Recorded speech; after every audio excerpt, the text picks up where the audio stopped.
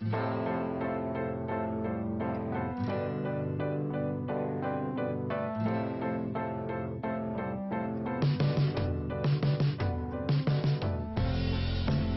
since I was a child, I thought the world divided people into two types, the optimist and the pessimist.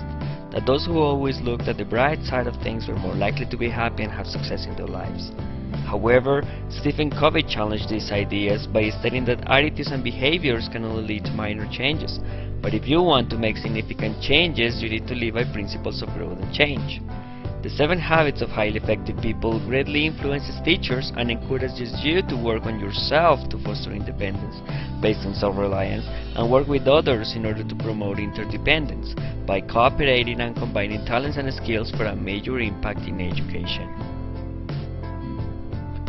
Habit number 1. Be proactive.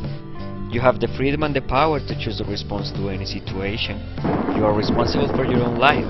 Your behavior and attitudes depend on your own decisions, on your self-awareness, not on your conditions or circumstances.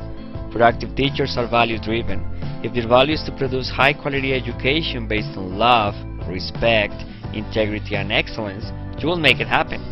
Teachers who love students will find different ways to help them out. Focus your attention, time, and energy on the things and situations you can control, and leave out all the rest. Work on your motivation, enthusiasm, creativity, and you will be able to influence the conditions for a better learning experience for your students and, of course, for your own life. Habit number 2. Begin with the end in mind. Visualizing your destination leads your steps into the right direction. It means to approach your role as a teacher and as a human being congruently with your deepest values and principles. Teaching is a mission that comes from within. Therefore, think of the direction, purpose, student feeling, and achievement you want to create. Be an educational leader and a role model in your classroom. Set high expectations based on your principles. Communicate them to your students, and they will meet the goal you envision for them. Your purpose needs to happen in your mind before it becomes a reality. Habit number 3.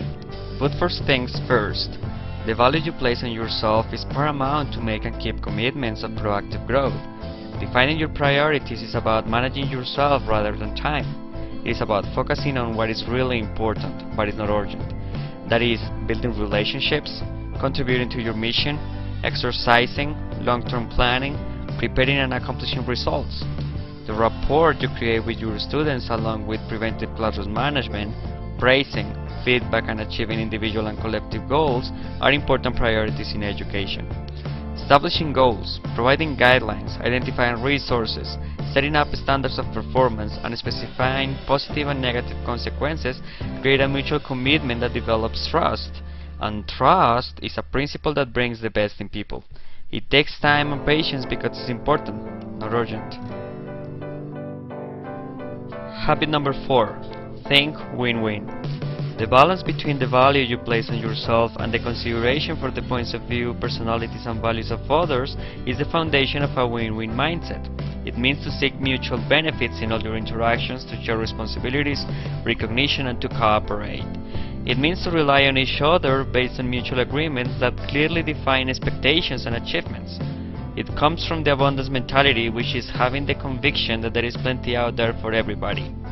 In education, it embodies the growth of high-trust relationships among teachers, students, parents, and administrators. Teachers and students can agree on criteria to assess personal and cooperative performance in order to encourage collaborative and task-based learning, and in that way to nurture a classroom environment that promotes individual and group fulfillment of goals. Habit number 5. Seek first to understand, then to be understood. Communication is essential on a daily basis. Listening with the intent to really understand means to put yourself aside for a while. It means to genuinely care about other people. It is to listen with your ears, eyes, and heart.